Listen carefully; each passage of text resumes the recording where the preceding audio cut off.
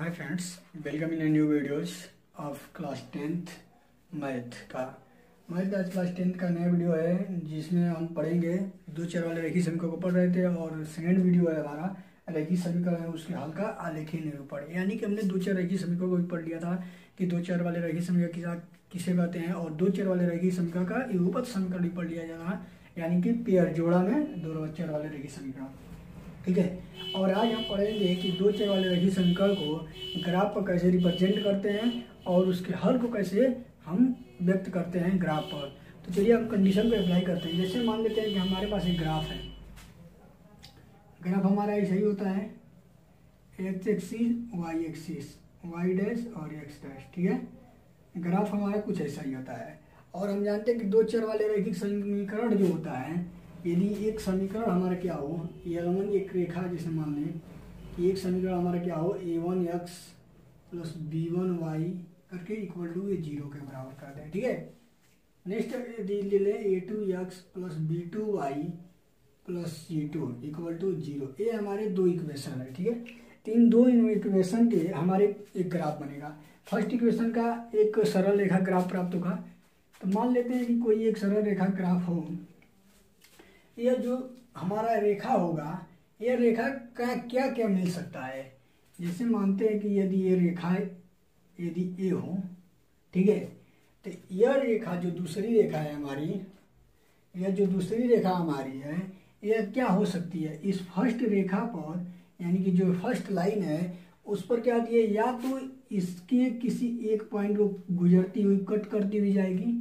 ठीक है, या फिर यही जो होगा रेखा इस ग्राफ में क्या व्यक्त करेगा कि ये जो लाइन है इसके पैरेलल जाएगी, यानी कि समांतर में जाएगी। ठीक है, एक तो एक कंडीशन हो सकता है कि दो रेखाएं, कंडीशन क्या व्यक्त करेगी, ये दो रेखाएं या तो एक दूसरे को आपस में एक जगह काट सकती है, या तो वह पैरेलल चल सकती है एक दूसरे के पैरेलल, या फिर एक दूसरे के ऊपर ही चल सकती है, यानी कि एक दूसरे के ऊपर ही चल सकती है। तो यहाँ पर तीन कंडीशन हो रहा है और इसी तीन कंडीशन को अलग अलग हम रूप में देखेंगे। तो चलिए हम देखते हैं। देखिए, हम मानते हैं कि यह एक रेखा है, क्या है, a1x और b1y प्लस c1। यह क्या है, हमारा L1 रेखा है, क्या है, L1 रेखा है। और a2x plus b2y plus c2 equal to 0, L2 रेखा है। ठीक है, तो यह दोनों रेखाओं के लिए फर्स्ट कंडीशन को हम अप्लाई करते हैं। तो फर्स्ट कंडीशन में क्या आएगा, फर्स्ट कंडीशन हम लेते हैं, क्या आ रहा है कि यह जो रेखा है एक दूसरे को किसी एक बिंदु को काटती है। दो रेखाएं किसी एक बिंदु पर कट करती हैं, काटती हैं। ठीक है, तो इसका ग्राफ कैसे होगा कि इसका ग्राफ एक एक्स एक्सिस ऐसे होगा, वाई एक्सिस। ठीक है, इसको हम बना लेंगे, उसके बाद इस पर हम रिप्रेजेंट करेंगे। ठीक है, तो रिप्रेजेंट करेंगे तो क्या हो जाएगा, जैसे मान लेते हैं हमारा एक यह L1 रेखा है, ठीक है, ऐसे जा रही है, तो यह हमारा L2 रेखा होगी, क्योंकि किसी न किसी एक बिंदु पर यह कट करेगी। और ये जहाँ कट करेगी इसका हम मान लेते हैं यह P बिंदु है। ठीक है, और ये P जो बिंदु होगा इसका कोई न कुछ निर्देशांक आएगा, क्योंकि x और y का कुछ न कुछ निर्देशांक आएगा। तो मान लेते हैं वो निर्देशांक क्या हो जाएगा, अल्फा और बीटा हो जाएगा। ठीक है, तो यहाँ तो हमने देख लिया कि L1 और L2 इस ग्राफ पर प्रदर्शित हो गया, कैसे कि एक बिंदु पर यह काट रहे हैं। ठीक है, फर्स्ट कंडीशन। ठीक है, और यह क्या है कि ये जिस बिंदु पर काट रहे हैं यह बिंदु हमारा क्या है, अल्फा और बीटा है। तो इस जो हमारा समीकरण होगा, यानी कि जो दो रेखीय समीकरण होगा, इसका हल क्या हो जाएगा, x इक्वल टू अल्फा हो जाएगा, y इक्वल टू बीटा हो जाएगा। यही हमारा क्या हो जाएगा, हल हो जाएगा। ठीक है, नेक्स्ट चलते हैं कि यह जब दोनों रेखाएं क्या हो, एक दूसरे के समांतर हो। यहाँ पर हम दूसरा लिख देते हैं, जब दो रेखाएं एक दूसरे के, जब दो रेखाएं समांतर हो, डायरेक्ट लिख दे रहा हूँ, समांतर हैं। ठीक है, तो जब दो रेखाएं आपस में समांतर होगी तो मानते हैं यह ग्राफ है हमारा, एक्स एक्सिस वाई एक्सिस और ये हमारा क्या है y डैश x है, ठीक है। तो L1 मानते हैं एक रेखा क्या है हमारा, यह L1 एक रेखा है, ठीक है। और L2 जो रेखा है L1 के समांतर कहीं पर एक खींच देते हैं L2। अब देखिए क्या हम देखेंगे यहाँ पर तो इस समीकरण का जो रेखा का रिप्रेजेंटेशन है वो तो हो गया, बट इसके जो हल का रिप्रेजेंटेशन है यह देखिए कि यह जो रेखाएं हैं यह कहीं पर भी यानी कि जितना भी आगे बढ़ाया जाए यह कहीं भी एक दूसरे को कट नहीं करेगी। जब चूंकि जब ग्राफ में कहीं ना कहीं यह कट नहीं करेगी तो इसका कोई हल निश्चित नहीं हो पाएगा, यानी कि इसका कोई हल होगा ही नहीं, कोई हल नहीं होगा, हल नहीं होगा। क्यों नहीं होगा? क्योंकि यह जब रेखाएं या तो एक दूसरे को काटती कहीं ना कहीं या तो इंसेक्ट कर दी तभी क्या होता, इसका हल को निश्चित कर पाते हैं हम लोग। थर्ड क्या आता है हमारा, जब दो रेखाएं संपाती हो, क्या हो, संपाती हो, यानी कि वह एक रेखा के ऊपर ही दूसरी रेखा हो, यानी कि ये जो समीकरण हमारा है इसको ग्राफ पर हम कैसे दिखाएंगे, यह ग्राफ कैसा होगा, ये मानते हैं एक L1 है और इसी के ऊपर क्या हो हमारा L2 हो, ठीक है। अब देखिए यहाँ पर तो एक पॉइंट पर कट कर रहा था तो इसका एक एक हल हो रहा था x और y के, ठीक है। यहाँ पर कहीं नहीं कट कर रहा था इसका हल होएगा ही नहीं क्योंकि कहीं पर यह कट नहीं कर रहा था। और यहाँ पर देखिए यदि एक के ऊपर ही एक हो तो यह जितनी लंबी L1 लाइन होगी यानी कि जितने पॉइंट को L1 डिनोट करेगा उतना ही पॉइंट को क्या करेगा L2 भी डिनोट करेगा। तो यानी इसके क्या होंगे अनंत हल होंगे, अनंत हल होंगे। क्यों अनंत हल होंगे? क्योंकि L1 को हम अनंत तक जो है कि खींच सकते हैं और उसके ऊपर L2 है तो L2 को भी हम अनंत तक खींच सकते हैं। तो इससे क्या होगा L1 और L2 बाइसेक्ट करेंगे तो क्या हो जाएगा, इसके अनंत हल हो जाएगा। तो हमने देखा क्या रैखिक समीकरण जो होता है उसको ग्राफ पर कैसे दिखाते हैं और उसे क्या कहते हैं।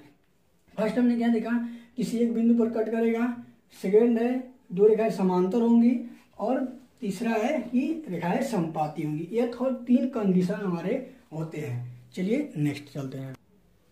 चलिए आगे हमारा आता है क्या आता है हल का गणितीय निरूपण, यानी कि जो दो चर वाले रैखिक समीकरण का युगपद समीकरण होता है उसका हल का गणितीय निरूपण कैसे करेंगे। तो हल का गणितीय निरूपण करने के लिए हम क्या लिखेंगे, समीकरण का युग्म लिखेंगे।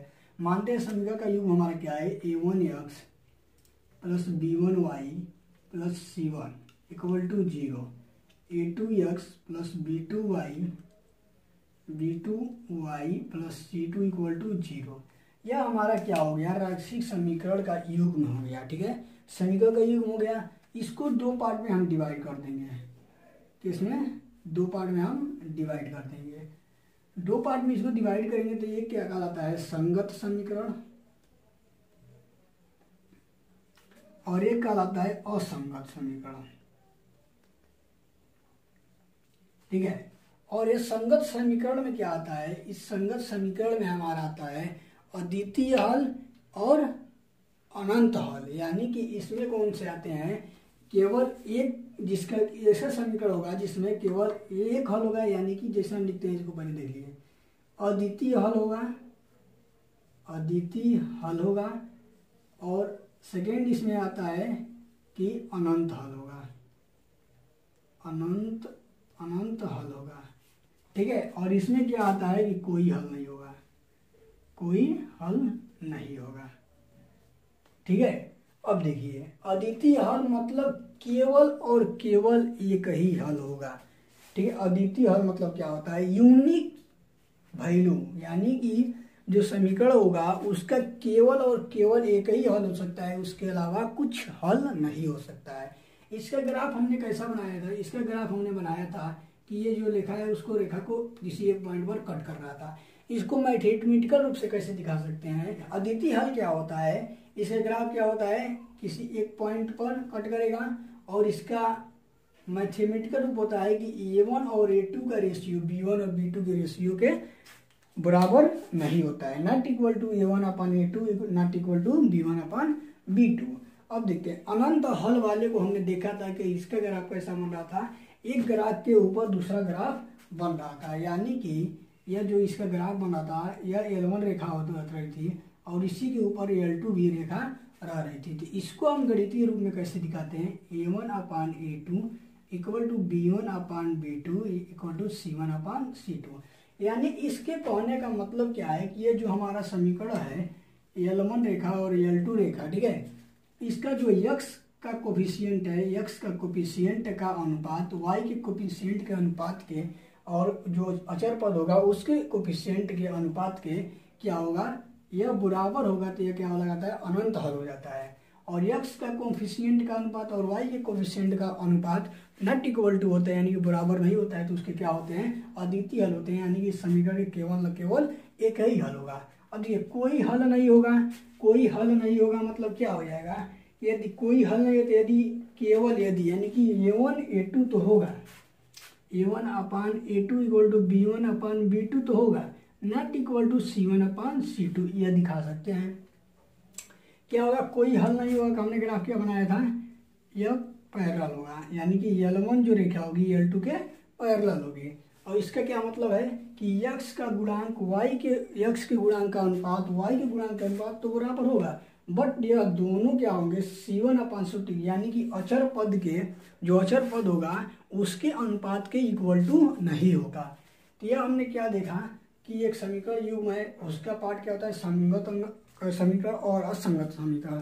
ठीक है, संगत समीकरण को दो पार्ट में डिवाइड किया गया है। क्या है, अद्वितीय हल जिसका होता है उसको रखा गया है और अनंत हल होता है उसको रखा गया है। इसका मैथमेटिकल फॉर्म क्या होता है, A1/A2 equal to B1 not equal to B1/B2। इसका जो है कि क्वेश्चन में आता है प्रयोग। और अनंत हल वाले का मैथमेटिकल रूप क्या होता है, A1/A2 equal to B1/B2 equal to C1/C2। और असंगत समीकरण में क्या आता है कि इसका कोई समय हल नहीं होता है, यानी कि ऐसा समीकरण जिसका कोई हल व्यक्त ही ना हो, उसका क्या होता है मैथमेटिकल रूप A1/A2 equal to B1/B2 but not equal to C1/C2। तो अभी तो आपने यहाँ पर जो भी चरसंख्यिक समीकरण है उसका आलेखीय रूप और गणितीय रूप दोनों आपने देख लिया। तो आशा करता हूँ वीडियो आपको अच्छा लगा हो तो प्लीज़ वीडियो को लाइक कर दीजिए और चैनल पर पहले आए तो चैनल को सब्सक्राइब कर दीजिए। मिलते हैं नए वीडियो में।